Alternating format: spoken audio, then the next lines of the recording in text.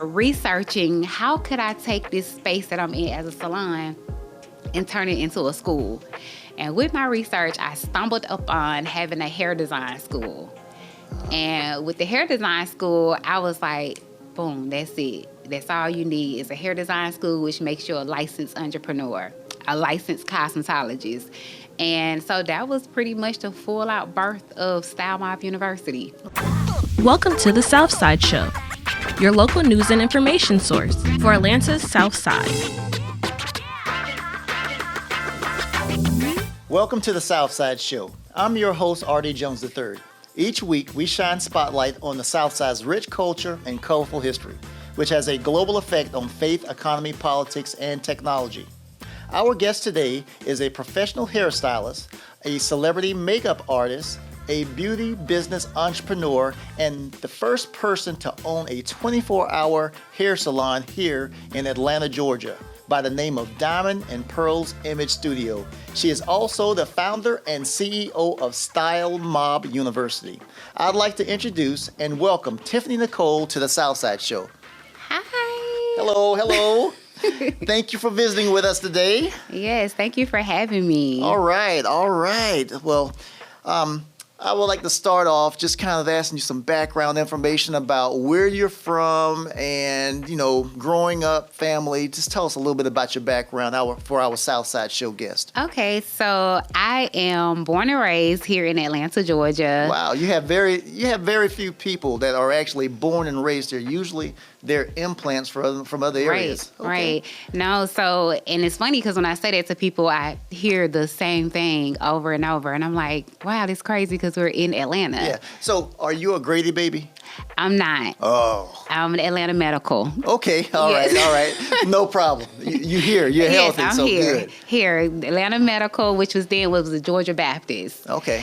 So, yes, born and raised here. I initially was raised downtown Atlanta. Like, all of the projects, I have to just call it for what it is, here in Atlanta, from Capitol Home, Bowen Home, Mechanicsville, all the homes. Okay. That was where I was raised. I went to high school at Mays High School. Mays, okay. Well, I did go to North Atlanta for a while, so shout out to North Atlanta. But I graduated from Mays High School. Okay. And I just absolutely love everything about Atlanta. Okay. My mother, she has been here, of course, all of her life. My family has been here their whole life. My mother comes from a background of doing drag shows, so I know that is, that is crazy and different. Very different. Yes, so I grew up in very diverse places and things here in Atlanta. A lot of exposure to lots of different things. Yes, okay. Which makes sense where I will fall into the beauty industry. So, yeah. Okay, all right. Well, that's impressive. Now, do you have any siblings? I don't. I'm an only child. Only child? Yes, okay. I have a lot of cousins. A lot of cousins from all over Atlanta, but I am an only child. Okay, and coming up through school, what were your interests? Did you have, when you were in school or when you were young, what did you want to be?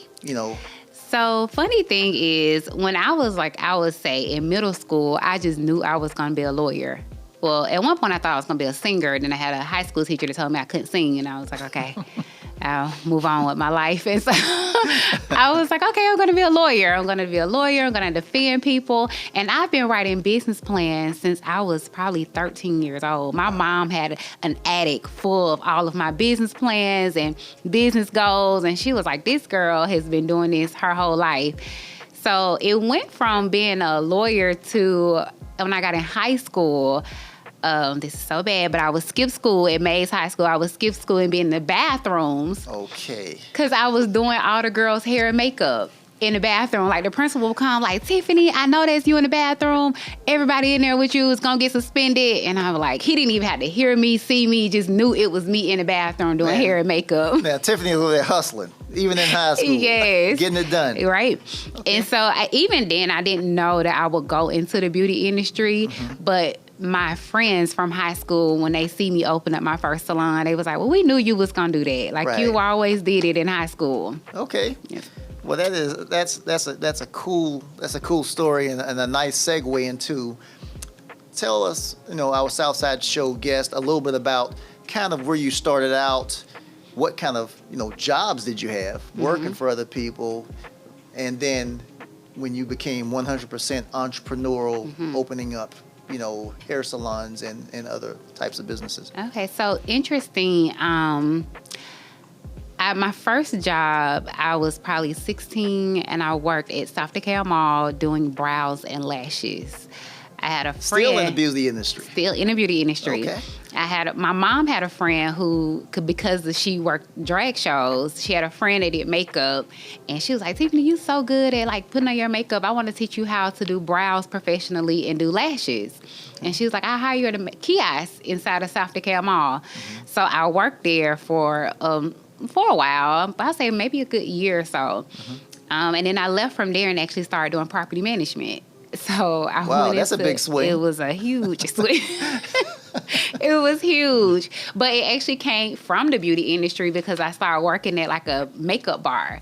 And the lady who owned the makeup bar was like, oh, I'm a property manager. She told me about what she did with multifamily properties.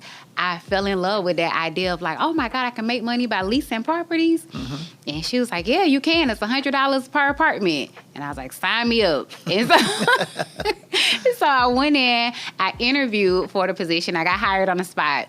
And I actually did that for a while. But even when I was working in property management, every day I would leave and go to a beauty salon to do brows and lashes. Right. So it's like I never really walked away from that. But I exceeded in property management. I wrote a book, The Principle of Leasing. They hired me to travel all over the Southeast region to train on property management and leasing and delinquency and getting delinquency numbers down. So I really enjoyed it, but the love for the beauty industry, it never went away. Wow. And so I kind of challenged God with it, and I was like, okay, well, if this is what you want me to do, then you approve it. So I ended up leaving property management, whole story behind that, and working for corporate. And I went on like this 22-day fast, and I was like, well, God, if this is what you want me to do, being in the beauty industry, I'm going to fast, and on the 22nd day, I need some results. I would say on the 21st day, I got a phone call from R. Kelly himself. R. Kelly? Asking me to come do his makeup. Right. Wow. And that was on the 21st day. And so it's crazy because I try not to bring him up, but he is a huge part of me knowing that this was the industry I was supposed to go in. He didn't know what he was doing. He just called, hey, I heard you would be great doing makeup. I want to bring you aboard. I need airbrush. And boom, that was it. And I was like, God had shown himself. Like, I thought, the little D-list celebrity was going to call me or something. But, that was huge to get that phone call. That is. That's amazing. You seem to be a very disciplined person. In most cases in life, whenever we have big decisions, you very rarely hear people saying, I'm going to put it in God's hands. I'm going to get the answer from him, and whatever it is I get from him, that's the direction that I'm going to move in. So that's, like I said, that's great for you, and that's great for our Southside Show guests, is that, there has to be discipline. You have to kind of give things to a higher power to kind of figure out the direction that you should move into. Right. As opposed to just trying to force things and, things, go wherever they go. So, like I said, kudos to you for that. Now, after, R. Kelly, of course, he reached out to you. You had some informal training with doing brows and stuff from the makeup bar. Did you have any formal training for you to be able to really fine-tune your skills? I did. So within that time, I had around that whole while I was fasting and really didn't know what to do, I met this amazing makeup artist named Kiki Finley. And she worked on professional sets all the time. She did award shows, movie production. Now she's actually in Hollywood and she do movie productions. But at the time, she was a makeup artist doing production. And so I met her and I was like, I just need somebody to teach me how to become more professional. What I did was Southside Mall makeup. I knew it was for me to do something bigger. So So when R. Kelly called me, actually I think the link was through her with R. Kelly. And I said, girl, I don't know what to do. He want to be airbrushed. What I'm going to do? And she did like a crash course. And was like, she gave me a list. You need this, and that. And come over here. I'm going to show you how to work on a professional set. And she took a whole day and showed me everything I needed to be professional when I walked into this set. Okay. And it was a crash course. It took like a day. I was so nervous, but, he decided to take me on tour with him. And, and I've been in full-blown beauty industry since then. Great. So, the door's been opened for you to work with celebrities. What other celebrities have you been working with? Oh, I have worked with so many celebrities. At one point, Steve Harvey hired me to do his award shows, the Hoodie Awards, which was like a pool of different celebrities. Huge. Yes, a lot of gospel artists. I worked on movie sets. I worked with... I always call her Navita from Steve Harvey because I can't ever think of her first name. Right. Her, Mary. I've worked with a lot of rap artists. I don't know if they even want me to drop their name because they had makeup done, but I literally have worked with a lot of artists. My favorite one outside of R. Kelly would have to be Leon from Fire Heartbeat Temptations. Okay. Oh, man. Yes, I really enjoy working with him. I work with Jocelyn. I work with the Love and Hip Hop cast, with a lot. But honestly, even with having a list of celebrities I work with, my favorite is like my everyday women. Right, right. And you said as far as formal training, was there any type of formal training through any schools or anything, or was there? No, well, I went to Paul Mitchell to actually get my professional license. Okay. But that was a cosmetology license. Right. Just training to work with what I was doing with celebrities, no, it was just a God's gift that I had, and Kiki just kind of telling me how to be more polished when I go, and that was it. Yeah. So it's amazing to me. You've taken all these life experiences. You've taken informal training from individuals. You've had the crash course and worked on entertainers. Tell us about how you packaged all that together and came up with SMU, Style Mobb University. So this is crazy, but it actually came about one day working on a movie set. And I was in that trailer. We had been there for 14 hours, and Wow. I could see it from the different perspective. Like the makeup artist, the hairstylist, the wardrobe team. It was like my eyes kind of took me out of my body to see it from a different perspective. And I was like, we are the people that pretty much create these characters. We are the people that are pillars in our community. But when you think about what a hairstylist is or what a makeup artist is or even a barber, it's always looked down upon.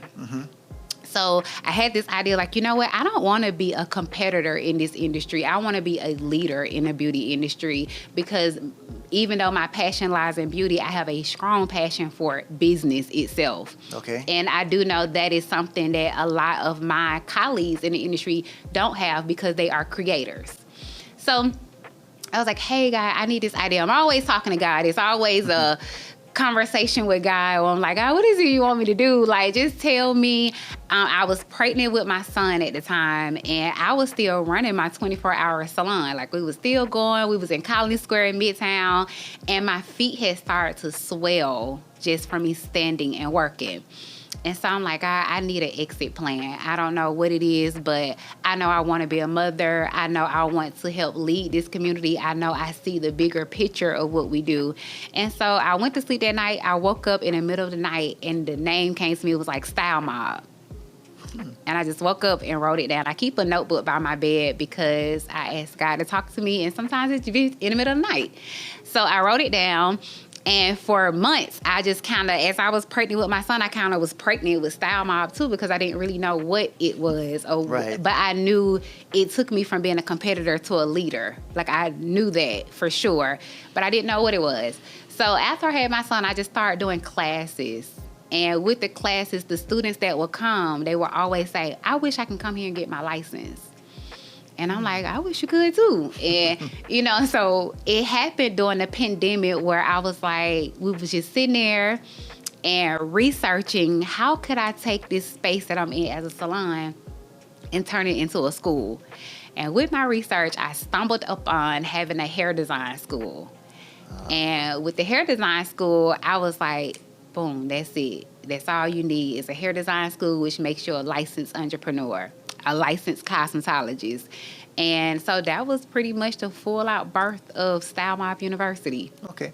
Now, where did the name come from? I know that you said all of a sudden Style Mobb came to you and you wrote it down on a piece of paper. That was it? It was it was just, I literally woke up and it was Style Mobb University. It was just Style Mobb. It wasn't university. Right. I literally woke out my sleep and wrote down Style Mobb. Okay. I wish there was a fancy story behind it, but that's it. No, as we were talking earlier with the guest that we had earlier, you know, I talked to you about what the Southside Show is all about. The Southside Show is to shine light on the positive things that go on the south side of town or in underserved communities. And, you know, when I first heard about SMU, Style Mobb University, it really intrigued me to hear of your vision and what you were able to come up with kind of organically. And it is even more interesting to hear how all these components came together, how God was preparing you over all this time to put this thing together. And what you have been able to do and what you are currently doing, you are able to change the lives of individuals that come through your school, through your program. How does that feel to be able to be a positive influence and to really provide people with a livelihood? That feels amazing. Out of everything I have done, I've owned commission-based salons. I've built up hairstylists, makeup artists, nail techs, even barbers. The thing I feel like I've learned the most about myself is that I have a gift in bringing out the best in others. So creating a school where I have time with you here to train you, to equip you to move on into the industry that is highly rewarding and is passion-based, it is very fulfilling. You know, sometimes it makes me emotional. Like I sit back and I watch and I'm like, and I see them grow. Our mascot is the peacocks. Okay. And so I see them grow. This couple weeks ago, we had a graduation ceremony, and my co-founder and director of education, she said, you know, when you see a peacock, they're so ugly when they're first born, but they turn into something so beautiful. And I'm like, that's true, you know? So to see them blossom over time gives me full fulfillment. Well, great. Well, we know that, I guess, in your profession, it's a pretty lucrative profession, especially if you're really good at what it is that you do, and you've proven that. You know, you had the opportunity. You've ran hair salons in Colony Square. You mentioned you've been on the north side of town. Why did you choose to bring SMU to the south side? Let me tell you, I absolutely love the south side. Okay, like I love the South Side. I have had a salon space since I was 18. You know, so that's been over 10 years now. It's been a while, and I have, like you said, had salons everywhere. The first time I came to the South Side, the first year we made more money on the South Side than I did anywhere else in the city of Atlanta, from Buckhead to Peter Street to Grant Park. We made more money here because there is a real community on the South Side. And there was just, everything I do is just faith-driven. I literally was sitting in my salon in Grant Park, and I knew it was time for a move. We had moved to the city of South Fulton, so I would go into this plaza and see this big old space, and I was like, oh, that's a really nice space. And that was it. So I was like, nah, I can't move to the South Side. Like, I've been on the north side, downtown forever. So I was like, but it kept like kind of taunting me. So I was like, well, God, you know, if you want me to move to the south side, you're gonna have to prove it. That's always my thing, like, prove it to me. That week I surveyed my clients, and it was new clients, old clients. Every client that came and asked, like, what side of town you live on? South Side, Old National, Riverdale. And I was like, dang, I hadn't even realized that my clients was coming from the South Side to come see me, Buckhead, wherever, Grant Park. Mm-hmm. So that whole week, everybody I asked, they had come from somewhere on the South Side. Wow. So I was like, you know what? I'm just going to do it. And it was a kind of a hard move because, like, my publicist at the time, she not from here. So she couldn't understand, like, why would you want to move to the South Side? And I was like, well, why wouldn't I? Mm-hmm. I'm like, I don't understand why not. But people that's not from Atlanta don't understand that the South Side is rich in culture. It's rich in its wealth and in the community and the love. And so it was a little sketchy at first. And I did lose some clients. But what I gained from being over here, it was worth the loss. Well, that's great. So we're going to switch narratives a little bit. We're going to start talking about students. Okay. For SMU. What are the qualifications for a student in your school, and also how long does it take for them to get their certifications? And just tell us a little bit about what student life looks like. Okay. So SMU, of course, is an HBCU culturally driven school. Okay. And so what we offer at Style Mobb University is a full college experience. Okay. We offer student housing. We have a sorority. We do everything that you would see at a HBCU. So when we bring on our students, even when they do their enrollment application, they have to submit either essay or video telling why do you want to be a student here at Style Mobb University. Yeah. That is important because I want to make sure you are mentally prepared to take on this journey. Mm-hmm. And the journey being that it's going to be hard. First off, you're paying out of pocket to come to school. Second, this is a passion-driven industry. So even when you don't feel like it, you have to let that passion kick in to move forward. So outside of just having a high school diploma or a GED, being at least 18 of age or 17 of age, other than that, you just got to have the stamina to see through coming to school and being an individual as you would at any college or university. Right. I mean, that kind of reminds me of my my HBCU experience. It was a very positive experience, Savannah State University. Yes. And, just about flunked out of school. I had so much fun there. But the thing is that the experience of being there, being around other students that look like me, and being able to just experience life, people with similar backgrounds, like you said, the fraternities, the sororities, mm-hmm. down to eating in the cafeteria, mm-hmm. Living in the dormitories, mm-hmm. dormitory life. Yep. And, having people from all types of demographic backgrounds, mm-hmm. and just having a diverse environment. It's very... you absorb so much, mm-hmm. you pick up so much, mm-hmm. and then, like I said, and then of course, you make lifelong friends, along the way. So, but I know that, as we both know, HBCU life or just college life in general, mm-hmm. all people aren't cut out for it. Right. What are some of I'm quite sure that you have a really high success rate, but those that are not successful, what are some of those obstacles that they run into? Okay, so before I answer that question, Clara, I want to make it very clear that HBCU, we get a lot of pushback from students that attend a HBCU, mm-hmm. or has graduated from a HBCU. Right. And the pushback is they're like, well, you wasn't created in 1918 or whatever it is, right. But we decided to stand on the HBCU culture because we are for us, by us. And that is a big thing. And when you think of a HBCU, that's what you think of. You think of Black excellence. And so that's what we deliver.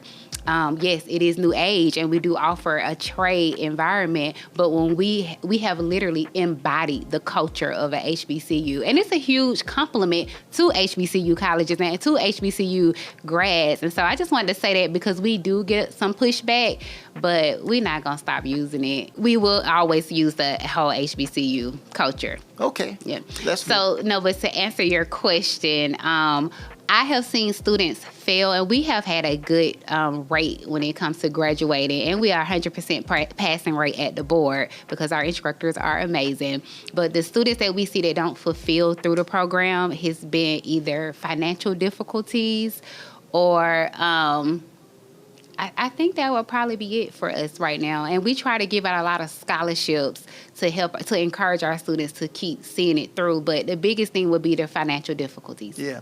And my understanding right now is that you're working towards giving a certification as a school so that you, in the future, you'd be able to use financial aid. Yes. So we're going into our second year being open, which we are in our accreditation phase right now. So in October, with our fingers crossed, we will be able to accept federal grants and finances, which would help our students tremendously. Man, that is excellent. That is excellent. So, kind of reach way back in your mind and provide me with a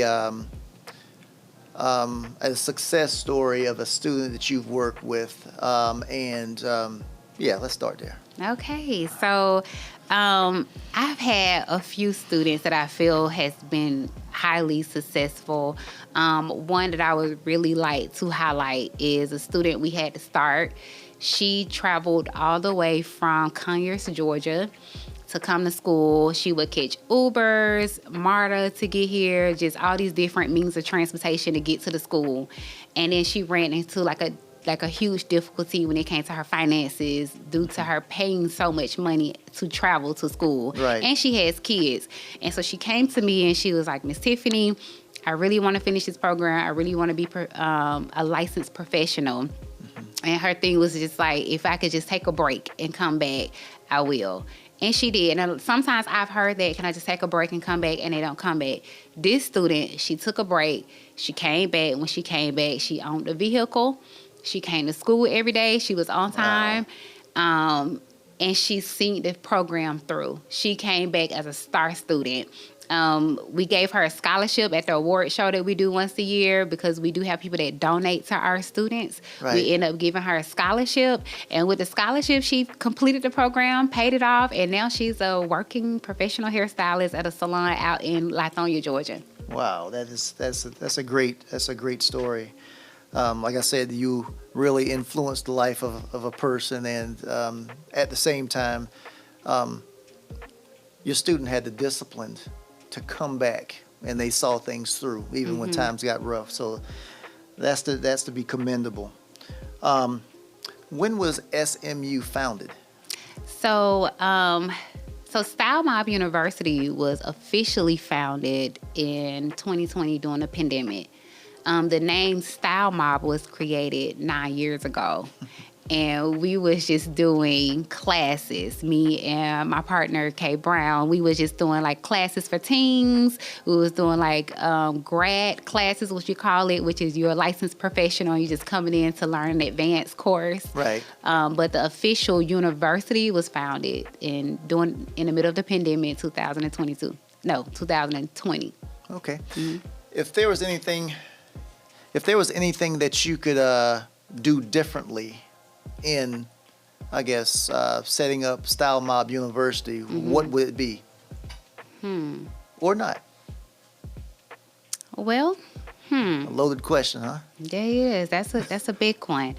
I would say the thing that I just wish that we could do differently is that as soon as our doors open, being able to offer financial assistance. Right. Most of our students are straight out of high school. They're coming from other cities and other states. They're paying out of pocket. Some are blessed with their parents can just kind of pay off their tuition. And we have the lowest tuition in the country.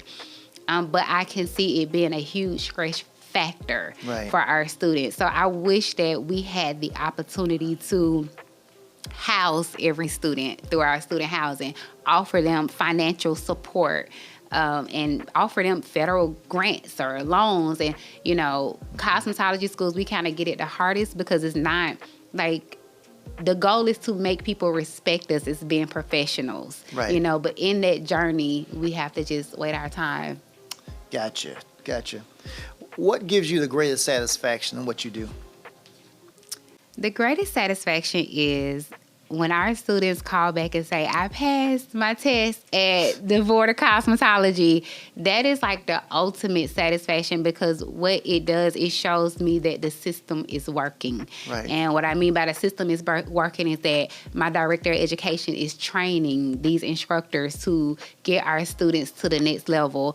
The niche in our school is that we offer an advanced training course. In our advanced training, it equips them with the tools and the knowledge they need to be a professional beauty boss. So when they call back and they say they passed that test and they are open up in the salon, or they're in the salon suite or in the salon, that just give us like, okay, it's working. We're doing what we're supposed to be doing.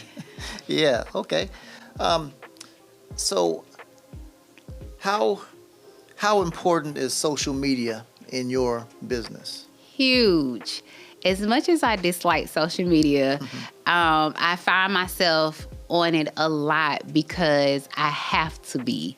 Most of our consumers come from social media. They see it, they see the school, they love how lively the school looks on social media. So it's a huge impact onto any business, honestly. And even within our curriculum, we teach how to market and brand yourself on social media.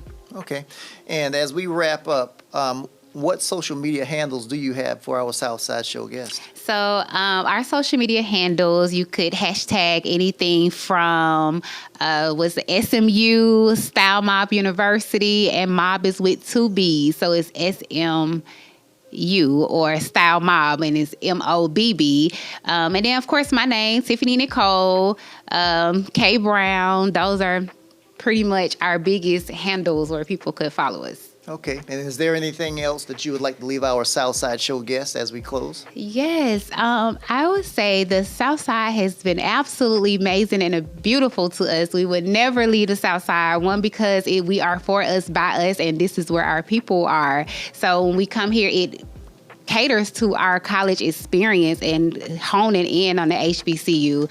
And so if you want to be a part of the Style Mobb University, you could go to our website, www.stylemobbuniversity. If you would like to donate to any of our students, to student housing, to our scholarships, you can find the information on our website, and go follow us on social media. Style Mobb University, myself, Tiffane Nicol, and that's it. All right. Well, thank you so much for visiting with us today, Tiffane. Thank you. Thank you. All right. All right. And that's a wrap, folks. My time is up. I'm Artie Jones, your host of the Southside Show, bringing you the latest and the greatest that the Southside has to offer. If you don't remember anything else from this episode, please remember this. Don't sleep on the Southside. Thank you. Thanks for tuning in.